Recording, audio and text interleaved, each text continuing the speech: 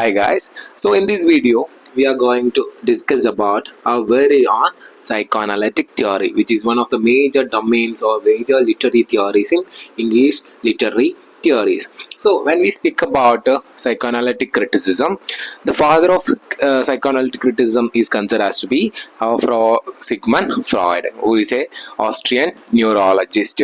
He was the person who firstly introduced the concept of psychoanalysis, which is a study of human mind. Okay, when we speak about Sigmund Freud, he was a neurologist. In the 1960s, he developed his concept of psychoanalytical criticism. So, in which he discussed about the human mind, the development of human mind, and the conditions of human mind in the human society.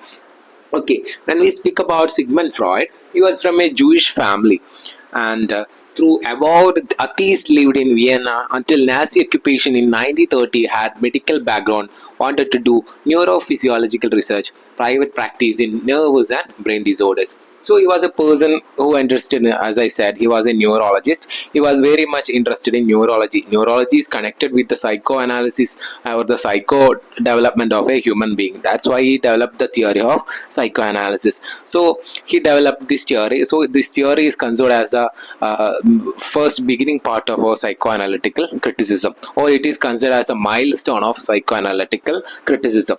So when we speak about Sigmund Freud again, we get to know that he has several works written, and two of them were very famous. That was Interpretation of Dreams and Beyond Pleasure Principle. These are the two major works that is written by Sigmund Freud. So we are now moving into the psychoanalytical literary theory. So when we speak about theory, theories are developed for the development of writing and everything. But speaking with this theory, the theory focuses on the psychoanalysis or the study of human mind within the human experiences or in the social experiences. So he begins the theory by saying that one might consider that Freudian psychoanalytic criticism or theory is basically a family theory, as Freud considered how the individual develops over time within the context of a family, specifically interacting with the mother and father and later siblings. So Freud says that a psychoanalysis of a person or the mind of a person develops within his family. So a mind of a person or the psychology of a person or a being or a child is developing in with his own family. He is studying all about his several beings and human beings and his atmosphere from his own very family, such as from his family, father, mother, brother, siblings, and everyone. So the first point of psychoanalysis can be traced into that, which is say that the mind of a person develops from his own family. Okay, so next, psychoanalytic theory was the first of many psychodynamic theories to follow, many within a direct line from Freudian thinking. So it paved the ways of psychoanalytical criticism. The theory of Freud or the psychoanalysis theory of Freud paved the way of psychoanalytical criticism. So, or other sense, we can say that Freud was the person who first studied about the human mind or the psychoanalytical mind of a person. Freud discovered the unconscious, which is the basis of all psychodynamic theories. So, according to Freud, there is three types of human mind, which is conscious, subconscious, and the unconscious. So, Freud developed his theory on the basis of the unconscious mind.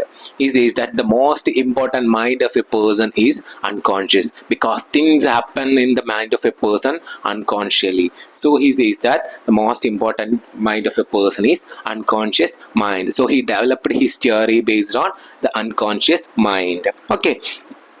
Psychodynamic theories hold that human behavior is primarily the function of reactions to internal stimuli, instincts, urges, and thoughts. So he says that human behavior is the reason for the instincts, urges, and thoughts. Behavior describes a person. His thoughts, his being, his doings, and everything is described by his behavior. So his behavior is dependent upon his society. Like that, his thoughts are just instincts, his sexual drivers, his personal feelings, or his dreams that are deeply connected with the behavior of a person. That is what's told by Sigmund Freud. So, behavior theories, on the other hand, hold that behavior is a response to external stimuli. Responses are learned and over time appear as an automatic process. So, behavior gives an external stimuli, an external force to a person. So, in a society, a person will be nice behaving. So, it reflects the character of that person. Okay, like that. Some would hold the possibility of internal stimuli. However, such cannot be seen or demeasured and thus are not fit subject of science. We cannot say the inside of a person. We cannot say what the person is thinking. So the external stimuli only can be interpreted, or the internal behavior of a person cannot be interpreted. The behavior he is showing to the society or he is showing to the external force can be only interpreted. So in which he has in his mind, it is only in his mind, like that. Phenomenological theories that hold that the human is in process of becoming and just is. So, like that. Current psychodynamic theories are derived from Freud's original concepts with addition of new knowledge and information. As I said, every psychoanalytical theory we have now today is from the base of Freud's psychoanalytical theory. So, psychoanalytical theory of Freud paved the path to the great psychological theory now we have to study. Okay. More recent theorists are known as Neo-Freudians. The contemporaries of Freud is known as Neo-Freudians, or the followers of Freud is known as Neo-Freudians. Or other sense we can see is that those who followed the theories or the learnings or the studyings of Sigmund Freud, which is psychoanalysis, is known to be the Neo-Freudians. Okay. Next, psychoanalysis was not conceived as just a method of treatment, but also is a training method of new analysis. Okay, it's not just a method of treatment of a person. Psychology, as we know, it's a method of studying a person. But Freud says that it is not just a study of a person, but it is an analysis of the person. Basically, it was an attempt to surface and interpret all material located in the unconscious mind. So, Freud says that behavior of a person is situated in the unconscious mind. To study the unconscious mind, we should get to know about the psychoanalytical theory. That's why he developed the theory of psychoanalysis. That's why he developed the theory of psychoanalysis based on the unconscious mind, because our suppressed desires, feelings, emotions, that all are staying in the unconscious mind. Okay. For the trainee, the purpose was to develop an acute awareness of one's own psyche so as to prevent interference from one's own biases with an analysis of another. This is called counter-transference. So there is a theory or there is a term called counter-transference. Freud says that to study another person, we should be knowing of ourselves, our behavior, our unconscious mind, our suppressed desires. That's why he says that we should know about our own psyche, our own human mind, our own psychology of a mind. So we should study our own, then we should study the outside world. That's why he developed the terms of counter transference. Okay. Freud named the level of consciousness into three types. As I said earlier, he developed the conscious mind into level of consciousness into three types, which is conscious, subconscious or pre-conscious, and another one is the unconscious, which he developed his theories based on psychoanalysis. Okay. Freud developed a topography of the self. So he also developed the self, development of a person's self, which is known to be the id, ego and super ego. So ego works as a mediator between super ego and id. So when we speak about id, it is completely connected with the pleasure principle, which is the unconscious mind. Okay, and super ego is the reality principle and ego is the morality principle. Okay. Freud also posited that human behavior was built up over time through distinct stages. From being a child to an adult, there is a huge phase going on. As he says that during these phases, during this development, the mind of a person also changes. The development of a person's mind, physical growth, and also happens during this age. Majorly, the internal development of a person, which is the mind of a person. So he developed the topography of the self, which is its ego and the super ego. Freudian stages were oral, anal, Oedipal, latency and genital. So he also developed some psychosexual developments of humans, which is a sexual developments of a person. When we look into a child, from his growth to childhood adult, we can see some of the sexual development of a person, in which he divided into five parts, which were oral, anal, oedipal, latency, and genital. These were the five stages which is developed by the great Sigmund Freud. Okay, now we should speak about the later things. Following is a period of which child is less preoccupied with their bodily functions and concerned about relations on the social world. When adolescence presents another radical psychological physiological change, once more the person is preoccupied with the body and sexual feelings and activities. Now they are living in an adult body. So it is a changes that happens in the mind of a person. He says that the sexual development of a person is also connected with the mind of a person.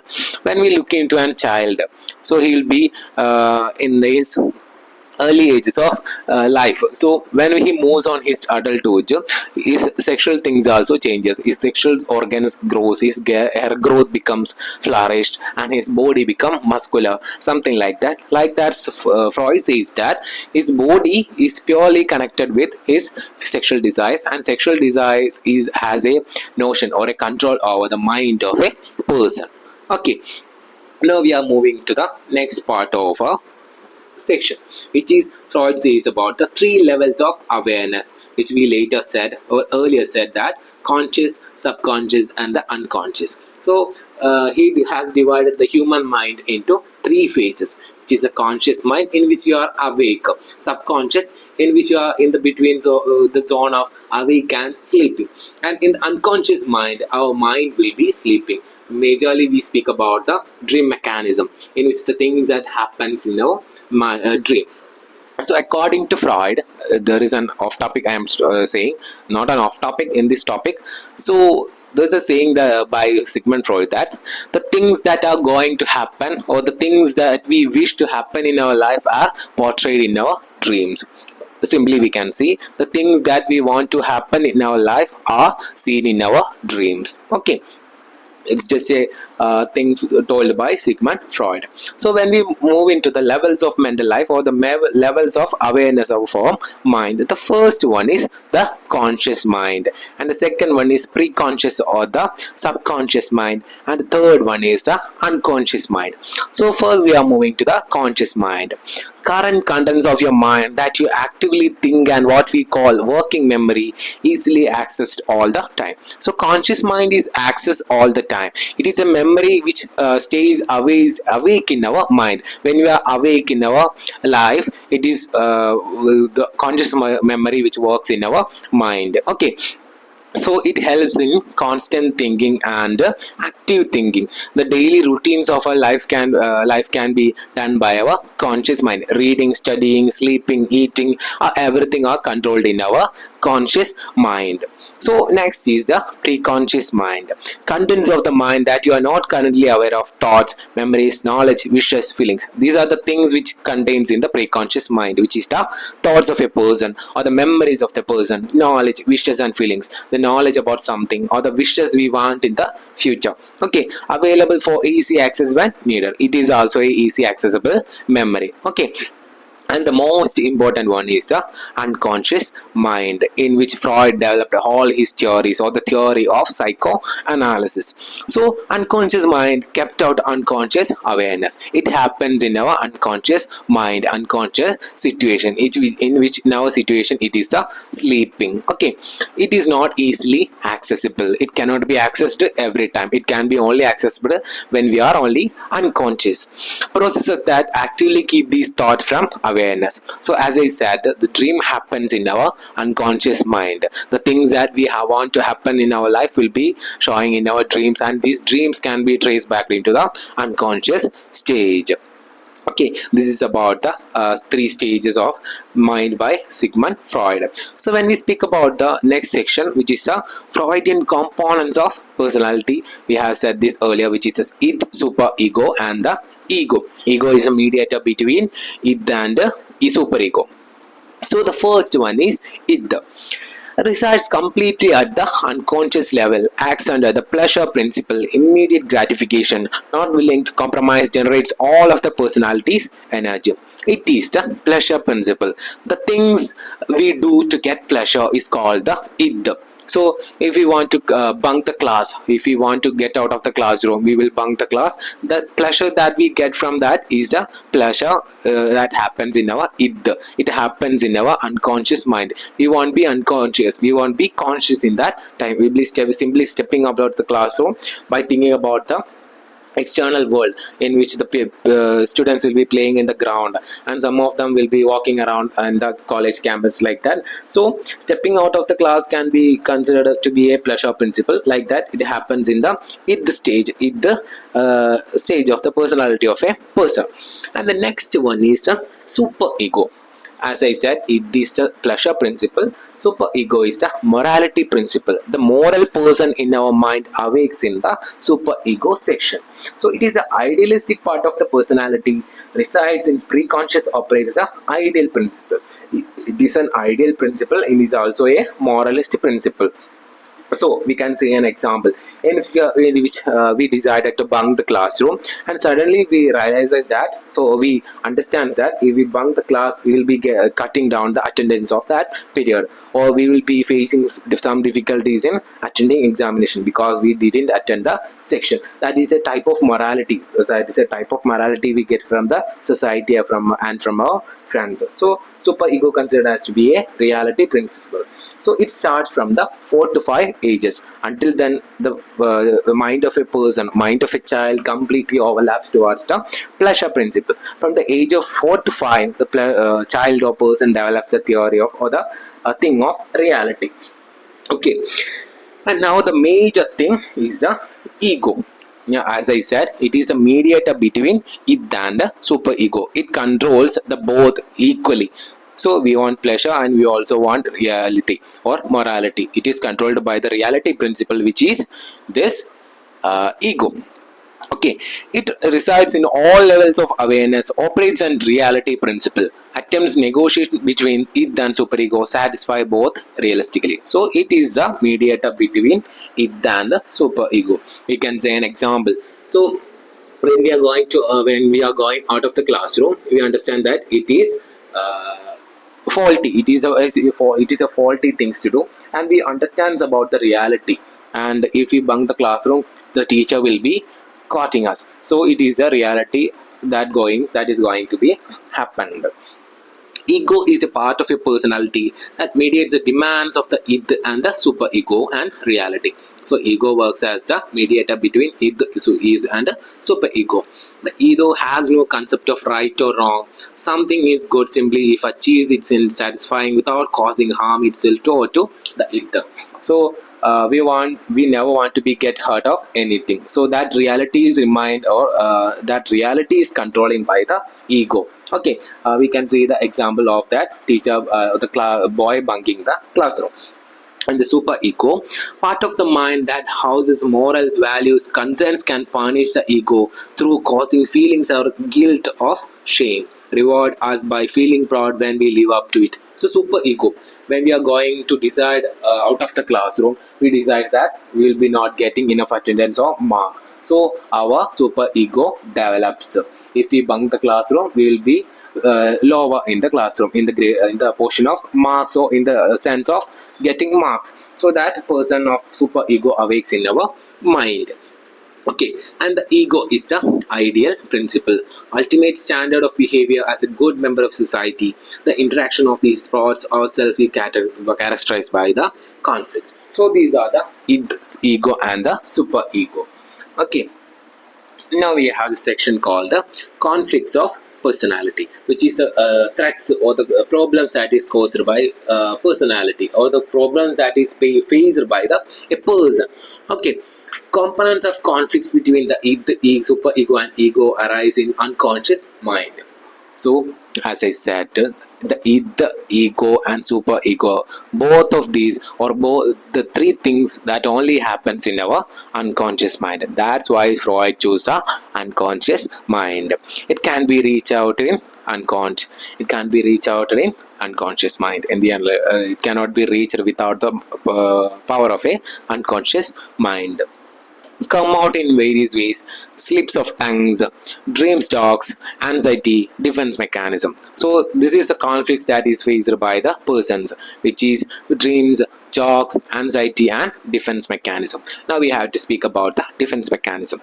Defense mechanism operate unconsciously to protect the ego from threats and the external reality. So when we see a dream, we get to know that it's just a dream. It doesn't have any connection with our reality. But Freud says that the things that are happening in our mind is known to be the things that we want to happen in our real life. So like that, it's a thing that is done by our own mind. It's a type of defense mechanism.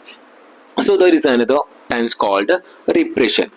Repression means internal impulses and memories too threatening, so bad from entering awareness. So repression suppresses the external or the things that we are going to do is something wrong. So we represses our own feelings to do that. So that is what called repression. Forgetting sexual abuse from your childhood due to the trauma and anxiety. So we can take then another example of breakup. So if you love a girl, if you love a person in the past, she got dumped by you, or she dumped you. So many days later, the memory is in your brain, but you know that if you again remember about that, you will be getting traumatized, or you will be stuck in the memories of her. So you casually forgets about that thing. That is called a repression. Repression means suppression of the old dreams or the old things in our mind. And we have another sense of displacement. Okay, shifting attention from one target that is no longer available to a more acceptable, safer substitute. So when we are thinking about a thing that is something bad, we want to divert our mind into something, and we see another thing and we move into that particular thing. So we are talking about something that we can take the example of breakup. We are thinking about the lost beloved or the breakup beloved, and we see another girl who is looking beautiful, and we changes our attention to from the old girlfriend to the new girl in which we just so. Okay, that is displacement, a change of our attraction, change of our sight from one moment to or one topic to another topic. So regression. Next one, regression. Returning to a previous stage of development. Sitting in a corner and crying after hearing bad news. Throwing a temper tantrum when you don't get your way. So getting anger towards something. We are angry about something and we cannot take out of our anger, or we thoroughly shut the door, or we thoroughly scold the person we just so. That is like to be the regression. Okay, so something that has happened in the past.